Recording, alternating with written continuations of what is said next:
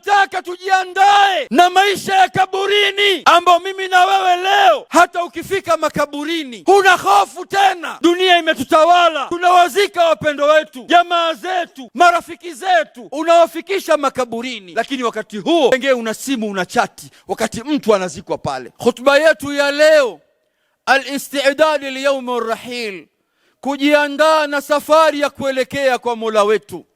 Ndugu zangu katika imani, kila mmoja anatakiwa afahamu kwamba tupo katika ulimwengu huu kwa muda mfupi mno. Rasilimali yangu na yako ni pumzi yetu ambayo Allah alikuwa ameturuzuku katika mgongo wa ardhi. Ndugu zangu katika imani, aya ya mwisho kuteremka ndani ya Qur'an, aya ya mwisho kuteremka katika Qur'an ambayo Allah tabaraka wa taala anamteremshia mtume wetu Muhammadin sallallahu alayhi wasallam kupitia kwa Jibril, aminul wahy, aminus samaa,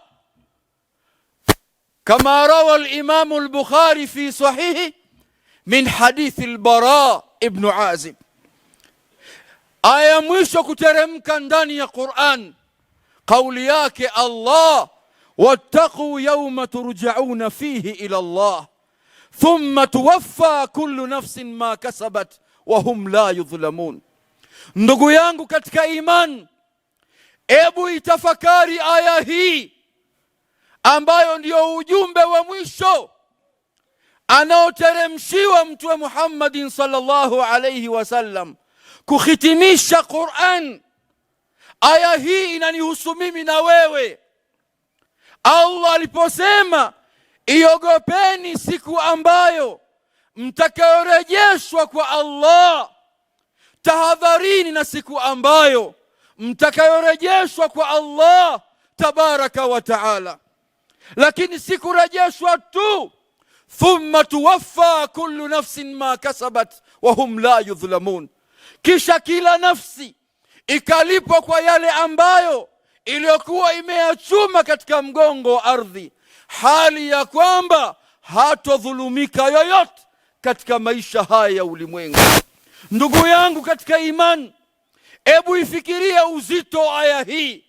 Unaishi katika ulimwengu huu kwa muda uliokuwa mfupi, kisha Allah tabaraka wa taala anakuambia ogopa siku ambayo malakul maut atakuja kutoa roho yako, kisha ukaelekea katika maisha ya barzakh, kisha ukaja ukafuliwa kuja kusimama kwenye mahakama ya Allah. Waja wema walikuwa wametangulia, Ibrahim Taimi rahmatullah alayhi, kwa muktadha wa aya hii anasema shay'ani qati'anni ladhata dunya, mambo mawili yanaondosha kabisa kwangu mimi ladha ya maisha ya ulimwengu. Kila nikikumbuka mambo mawili katika maisha yangu, ladha yote ya ulimwengu inaniondoka. Kila nikifikiria haya mambo mawili, ladha, starehe ya maisha ya ulimwengu inaniondoka. Anasema dhikrul maut, nikikumbuka siku ambayo malakul maut anakuja kuitoa roho yangu, na achana na familia yangu, rafiki zangu, mke wangu, mume wangu, watoto wangu, wazazi wangu, majirani zangu, pale ambapo malakul maut anakuja kuitoa roho yangu. Nikikumbuka hali ile, mapenzi yote ya kuipenda dunia inaondoka. Wewe ndugu yangu katika imani, watakiwa uchukue mfano huo, ukijua kwamba unatakiwa ujiandae na safari hiyo. La pili, anasema waluqufu baina yadayhi subhana, kuja kusimamishwa kwenye mahakama ya Allah.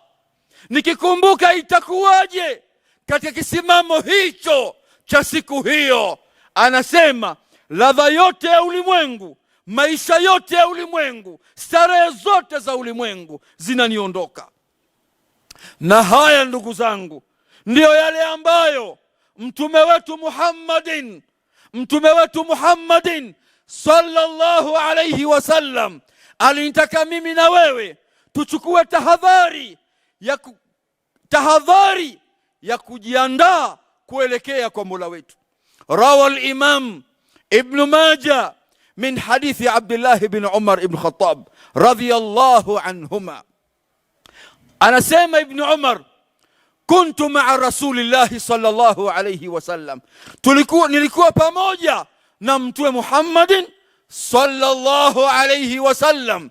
Fajaahu rajul min al-ansar, akaja mtu mmoja katika maansar. Faqala ya Rasulallah, ewe mtume wa Allah, ayu nasa afdal, nani katika watu aliyekuwa bora katika jamii? Nani aliyekuwa mbora? Faqala alayhi salatu wassalam, mtume akasema ahsanahum khuluqa, ni mtu ambaye mwenye tabia iliyokuwa nzuri. Bila shaka mtu huyu anakuwa ni mwema, anakuwa ni bora katika jamii. Faqala ya Rasulallah, ayul mu'minina aqyas, nani katika watu aliyekuwa ana akili? Swali hili nikiulizwa mimi na wewe, pengine nitaona mwenye akili yule ambaye mfanya biashara aliyekuwa mkubwa, ambaye anamiliki uchumi, au profesa mwenye vyeti vyake PhD, huyu ndio tutasema ana akili. Au ambaye mtu anayemiliki mali nyingi sana, tuna ana akili. Lakini mtume Muhammadin sallallahu alayhi wasallam, mwenye akili, alisema aktharuhum lilmauti dhikra, ni mtu ambaye anakumbuka kwamba ipo siku ataachana na ulimwengu huu, ipo siku ambayo malakul mauti atakuja kuitoa roho yake. Huyu ndio mtu ambaye mwenye akili. Wa ahsanahum lima ba'dahu isti'dadan, na akajiandaa na safari ya kuelekea kwa Mola wake, safari iliyokuwa nzito, safari iliyokuwa ngumu, safari ambayo la yathbutu illa man thabatahu Allah, hakuna anaweza kuwa na uthubutu wala ujanja ila kwa taufiki yake Allah peke yake. Kila mmoja miongoni mwetu anapaswa, ndugu zangu, amuombe sana Allah katika maisha yake nyakati zote, ili Allah amruzuku, ampe mwisho uliokuwa mwema. Ikhwani wa ahbabi fillah, waja wema wanakumbuka hali ambayo ya sakarati al-maut itakuwaje siku hiyo. Dhakara Ibn Kathir rahimahullah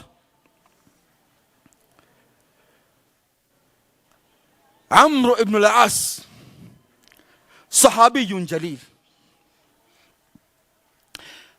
alikuwa anatamani sana akutane na mtu amuhadithie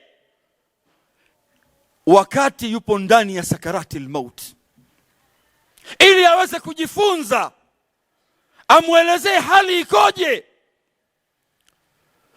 Qala Abdullah ibn Amr ibn As ibnuhu,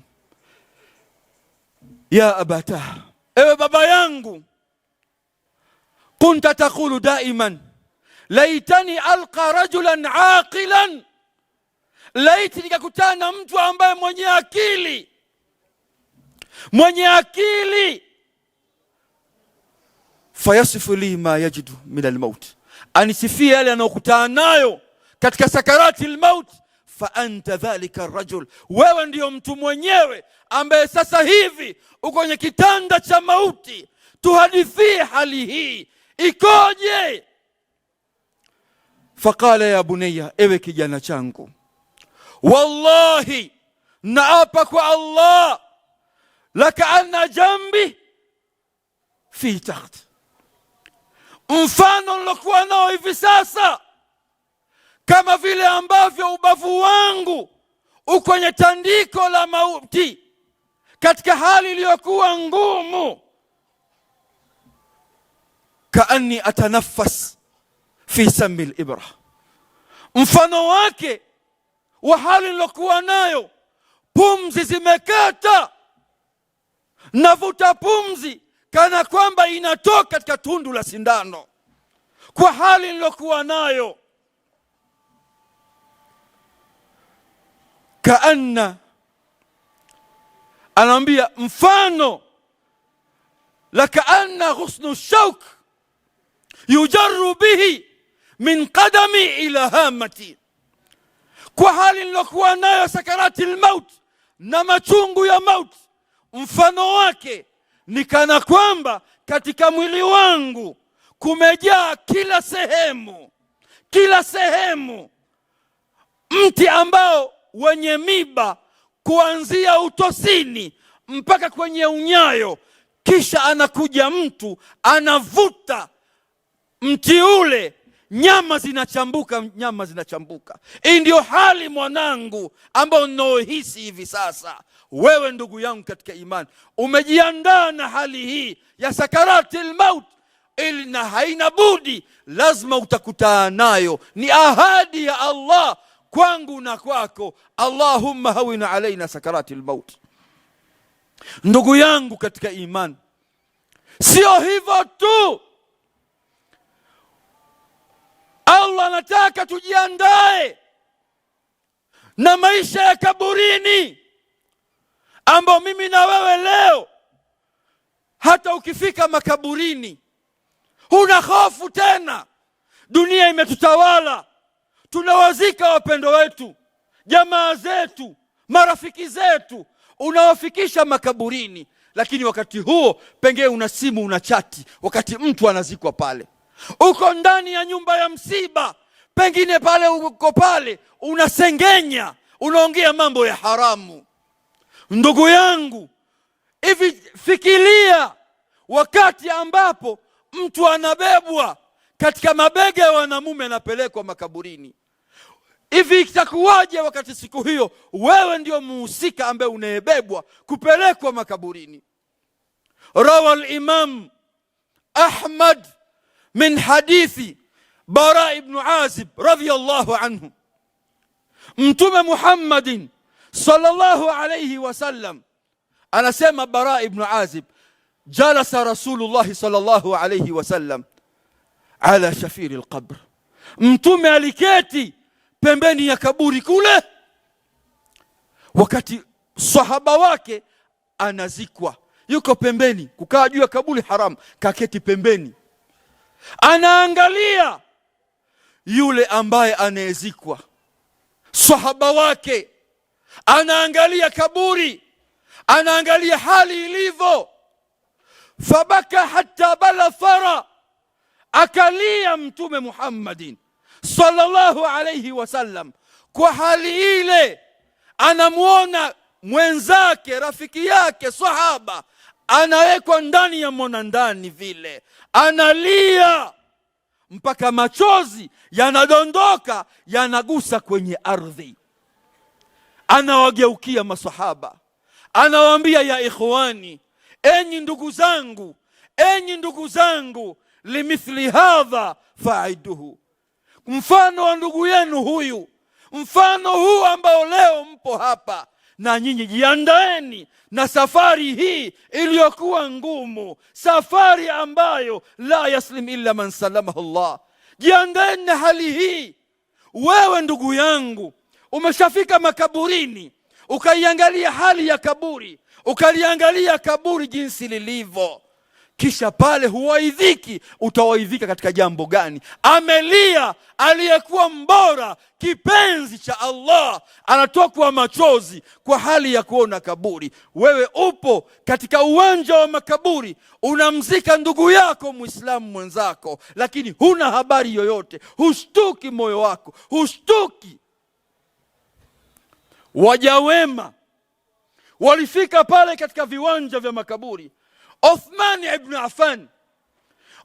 ibn Affan amebashiriwa pepo akiwa anapita katika mgongo wa ardhi, na sote hatuna shaka kwamba Uthman ibn Affan huwa min ahli aljanna, ni mtu wa peponi. Uthman ibn Affan alikuwa hali msikitini sana, hali barabarani, analia.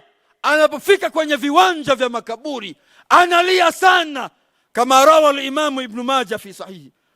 Anaambiwa, tudhkaru janna wan nar la tabki wa tabki min hadha, Mbona inatajwa habari ya pepo, habari ya moto? Unalia, lakini hulii kama unavyoona kaburi hapo. Kitu gani kinakufanya hivyo? Wanamuuliza Uthman ibn Affan, anasema kwa nini silie? Na nimemsikia Mtume Muhammadin sallallahu alayhi wasallam anasema, alqabru awwal manazil akhirah, kaburi ndio nyumba ya mwanzo kabisa ambayo mwanadamu anashukia kuelekea kwa Mola wake. Wewe unaona shimo tu, hujali. Ndio maana qila li ahadu min as-salaf, inna fi dafni al-mayt la'ibra, hakika katika kuzika maiti kuna mazingatio makubwa. Qala bal al-qabr al-farigha akthar al-ibra, kaburi ambalo limechimbwa hajazikwa mtu pale linatisha zaidi kushinda lile ambalo alokuwa amezikwa mtu. Anasema kwa nini? Anasema kwa sababu kaburi ambalo liko tupu, kaburi hilo limeandaliwa kwa yule ambaye anaishi baina yetu. Hatujui ni mimi au wewe, nani ambaye anayetangulia hapo. Inawezekana wale ambao mmekwenda kuzika ndio pale ambapo hujui anayekuja kufata ni nani. Anasema hilo ndio lenye kutisha zaidi. We uko makaburini, huwaidhiki, huogopi, utaogopa kwa jambo gani? Hiyo ndio hali, ndugu zangu katika imani. Wanasema wanazuoni, lau wafaqahu Allah, kama Allah anakuwafikisha ukampeleka ndugu yako makaburini, watara bi ummi ainaik, na ukaona kwa macho yako mawili, kaifa yarmuna turaban alayhi, jinsi gani watu wanavogombana, wanavoshangilia, kwa maana kila mmoja naomba koleo, naomba jembe, waingize mchanga mule. Watatayakan annaka lan tarahu marata thaniya, na unajua kabisa huwezi kumuona tena katika maisha ya ulimwengu. Ndugu yangu, hapo usipowaidhika katika hali hiyo, lipi itakalo kuwaidhisha tena? Kwa hiyo Allah tabaraka wa taala alipotuambia wattaqu yawma turjauna fihi ila Allah, ogopeni siku ambayo mtakaorejeshwa kwa Allah, kila mmoja miongoni mwetu anatakiwa achukue tahadhari katika maisha haya ya ulimwengu na maisha ya kaburini. Lakini sio hivyo tu, ajiandae safari ya kuelekea kwa Allah tabaraka wa taala katika mawqif yaliyokuwa mazito. Hakuwa Mtume Muhammadin sallallahu alayhi wasallam anasema, akthiru dhikra hadhi min ladhat, kumbukeni kwa wingi sana jambo ambalo linakata kabisa starehe ya maisha ya ulimwengu. Una kitu gani ambacho wewe leo kinaweza kukupa ushujaa katika maisha ya ulimwengu wakati bado hujauona uso wa malakul maut? Kitu gani kitakufanya uvimbe kwenye ulimwengu, utembee katika ulimwengu kwa kujitapa, hali ya kwamba hujauona uso wa malakul maut, bali hujaona maisha ya barzakh, bali hujaona wewe ndugu yangu katika imani mawqif ya siku ya kiyama? Mtume anasema, kumbuka kwa wingi jambo ambalo ladha yote ya maisha ya ulimwengu yanaondoka. Utaishi vipi katika ulimwengu huu ndugu yangu katika imani, ikiwa wewe hujaandaa safari kama hii, ambayo safari iliyokuwa ngumu, ambao hata waja wema walokuwa wametangulia, kila mmoja alikuwa anamuomba Allah amruzuku, ampe mwisho uliokuwa mwema. Ndugu yangu katika imani, Harun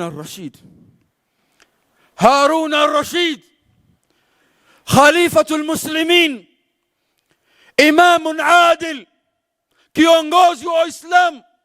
Sikwambii katika mipaka hii, nakwambia kwa dola ya Uislamu ambao utawala wake umekwenda karibu nusu ya dunia.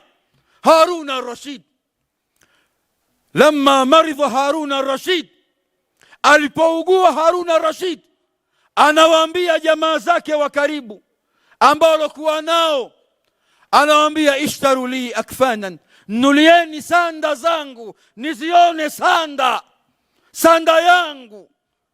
Anaonyeshwa sanda, anawaambia ihfir li qabran, chimbeni nione kaburi langu nitakalozikwa pale. Harun al-Rashid, khalifa nusu karibu ya dunia, anaongoza. Harun al-Rashid analiangalia kaburi, anaiangalia sanda yake, kisha anasema ma aghana anni maliyan, mali yangu leo hainisaidii kwa lolote katika mawqifu kama haya. Ma aghana anni maliya halaka anni sultaniya, hakuna ukubwa tena, hakuna cheo tena, hakuna lolote. Anajua anakwenda kwa Allah, anakwenda kwa Allah na sanda yake peke yake na amali zake alizokuwa amezichuma katika mgongo huu wa ardhi. Aqulu ma tasma'un wa billahi tawfiq.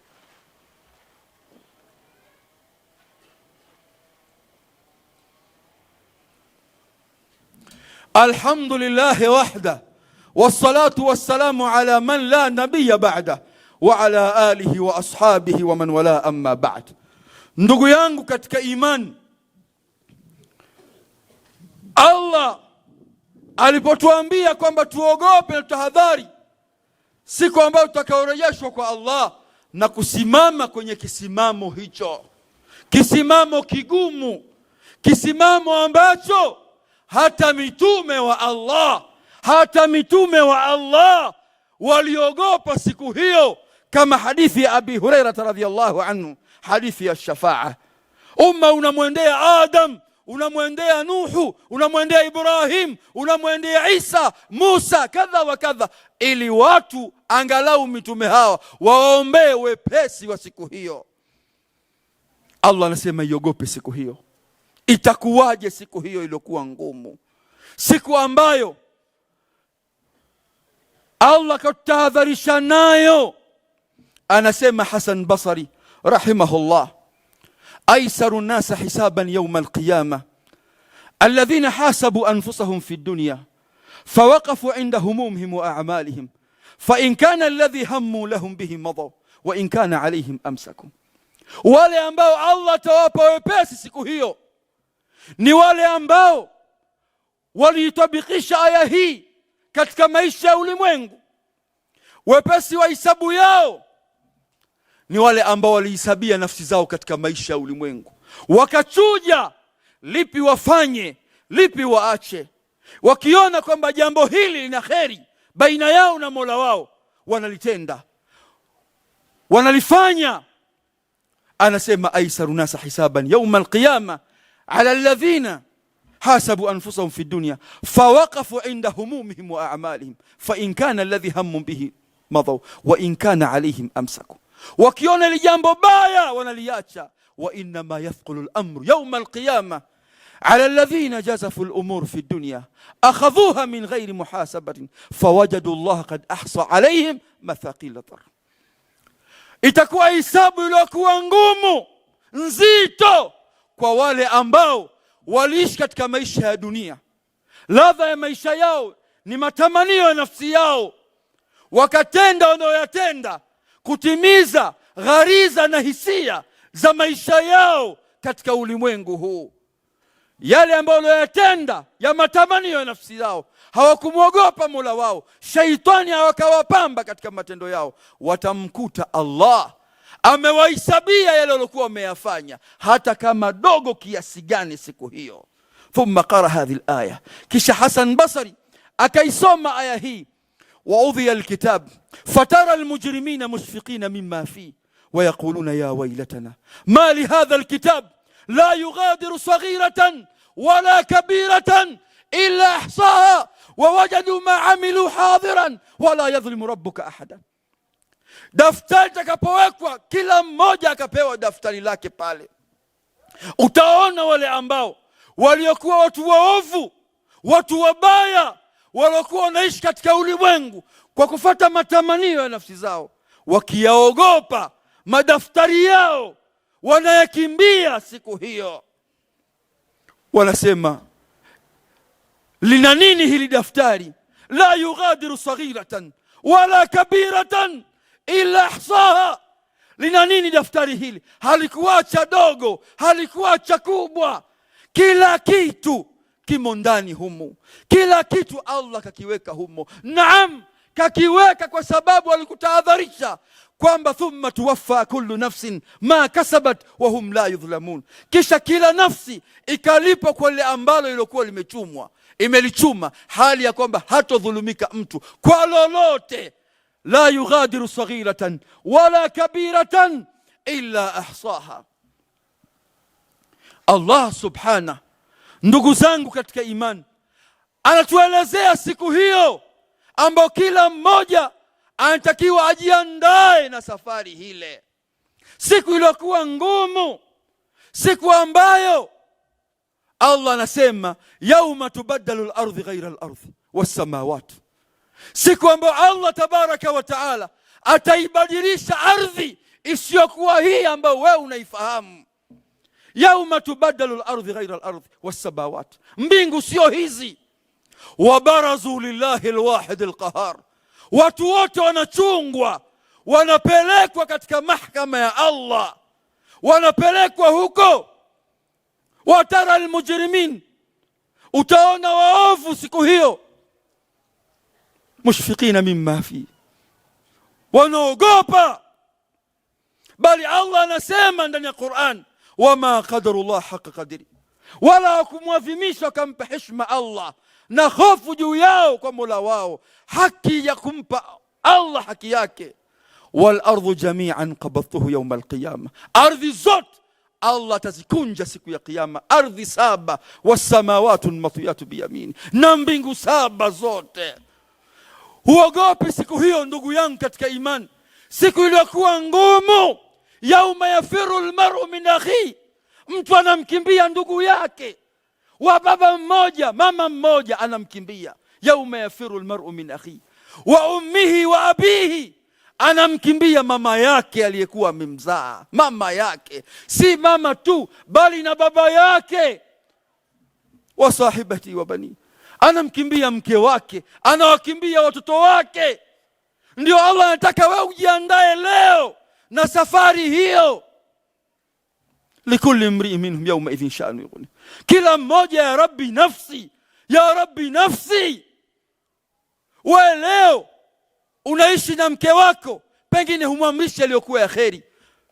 Watoto wako, jamaa zako unawaacha kwa mapenzi uliokuwa nayo juu yako. Siku ya kiyama mnakimbiana, mapenzi hakuna ila yale ambayo Allah kayajalia waloishi katika nidhamu anayoitaka Allah. Utahadhari na siku hiyo ndugu yangu katika imani, siku ambayo kila mmoja miongoni mwetu lazima aidiriki, lazima aipate. Bila shaka ikhwani wa ahbabi fillah, tujiandae na safari hiyo, safari ambayo kila mmoja itampata. Mtume wetu Muhammadin sallallahu alayhi wasallam anasema yatba'u almayyita 3, mwanadamu yoyote anapokufa husindikizwa na mambo 3: amaluhu wa ahluhu wa maluhu, amali yake, familia yake na matendo yake. Fayarji'u 2 wa yabqa 1, vinarejea viwili, kinabaki kitu kimoja. Fayarji'u ahluhu wa maluhu, mali yake inarejea, familia yake, watoto, mke wake, kaka zake, wadogo zake, marafiki zake, majirani zake, Waislamu wanaondoka wote, wanamwacha yeye. Inabaki amali yake peke yake, ndio rafiki atakaokuwa nayo kaburini mpaka siku ya kiyama. Tuacha ujeuri, tuacha ujeuri, turejee kwa Allah. Siku ni ngumu sana hiyo. Allah anasema kalla idha balagat at-taraqi wa qila man raq wa dhanna annahu al-firaq waltafat as-saq bis-saq ila rabbika yawma idhin al-masaq. Hivi ndugu yangu, umeshaosha maiti? Umeshajaliwa na Allah ukaosha maiti wewe? Hivi umeshamuona mtu ambaye aliyekuwa na kibri, au aliyekuwa anaweza akasema hapiti mtu hapa, na hapiti kweli, kwa nguvu, ushujaa alokuwa nao, kila mmoja anamuogopa. Umeshabahatika ukamwona anavooshwa mtu yule, mtu ambaye anavuliwa nguo ambazo zile ambazo alizokuwa amezivaa, anawekwa pale, hana lolote, yeye anaamriwa tu, watu wanamshika pale, wanammwagia maji, wanamkosha. Umeshashuhudia mtu wakati wa kumosha maiti. Allah anasema kalla idha balaghat taraqi, sio hivyo, ni si majeuri, ila roho itakapofika kwenye mitulinga ya mabega, wakati inataka kutoka hapa, wakila man raqi, watu wanasema jamani, daktari gani aliyekuwa bingwa maradhi haya? Labda twende katika hospitali fulani au hospitali fulani, au kuna bingwa fulani. Wadhanna annahu alfiraq, lakini yeye anajua ana yakini kwamba anaelekea kwa Mola wake.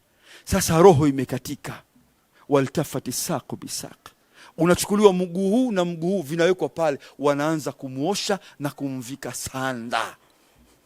Hapo umeshatafakari, umeshaangalia itakuwaje wewe siku ambao unakoshwa, siku ambao wewe unavikwa sanda, siku ambayo unatolewa kwenye nyumba yako ulioijenga kwa thamani, unatolewa mule, unapelekwa kwenye makaburi. Umeshafikiria hayo? Ila rabbika yauma idhil masaq, siku hiyo ni kuchungwa tu, kupelekwa Mola wako. Kila mmoja yuko bize na wewe. Bana, anazikwa saa ngapi huyu? Maiti inaswaliwa wapi? Jamani, wapi? Kila mmoja anakushughulikia wewe. Pengine ndugu zangu, kuna watu wanataka wakuondoe kwenye ardhi hii ukazikwe haraka, sio kwa sababu ya mapenzi tu. Pengine wengine wana kazi zao, wanataka wakazimalizie, wanakuona wewe unawapotezea muda, wanataka kuondoe kwa haraka tu, wana mambo ya kuwashughulisha.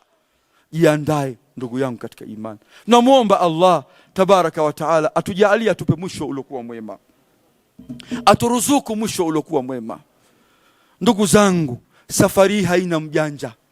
Kwa mimi mjanja, yataka taufiki ya Allah, maombi kwa Allah, Allah tupe mwisho uliokuwa mwema. Hakuna mjanja kwenye ulimwengu ila yule ambaye anakubali kubadilika, akatubia kwa Mola wake, akaelekea kwa Allah akiwa Allah amemridhia. Ndugu zangu katika imani, tuna tatizo la ukame katika nchi yetu. Kila mmoja miongoni mwetu tumombe sana Allah ajaalie kuna Ijumaa ya kheri hii, na kuna watu wengi wa kheri.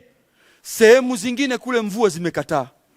Tumombe Allah tabaraka wa taala atutelemshie mvua katika mji wetu, angalau mvua hiyo ndugu zangu katika imani iwe kheri kwetu sisi sote. Kila mmoja amombe Allah. Allahumma inna Allaha wa malaikatahu yusalluna ala nabi ya ayyuhalladhina amanu sallu alayhi wa sallimu taslima. Allahumma a'izz al-islam wal muslimin wa adhill ash-shirka wal mushrikin wa dammir a'da'aka a'da' ad-din. Allahumma askina ghaythan, Allahumma askina ghaythan mughithan mari'an nafi'an ghayra dhar. Allahumma askina ghaythan, Allahumma askina ghaythan mughithan mari'an nafi'an غير ضار يا أرحم الراحمين يا أرحم الراحمين. اللهم اسقنا غيثا، اللهم اسقنا غيثا، اللهم اسقنا غيثا مغيثا مريئا نافعا غير ضار يا أرحم الراحمين يا أرحم الراحمين. Ewe Allah, tunakuomba kwa huruma zako na taufiki yako, tunakuomba ewe Allah, teremshie mvua ya Allah. Ewe Allah, la tuadhibna ya Allah, usituadhibu ya Allah bima faala sufahau minna, kwa mabaya wanayofanya watu wengine. Ewe Allah, tuteremshie mvua, teremshie mvua ya Allah birahmatika ya arhamar rahimin, walhamdulillahi rabbil alamin.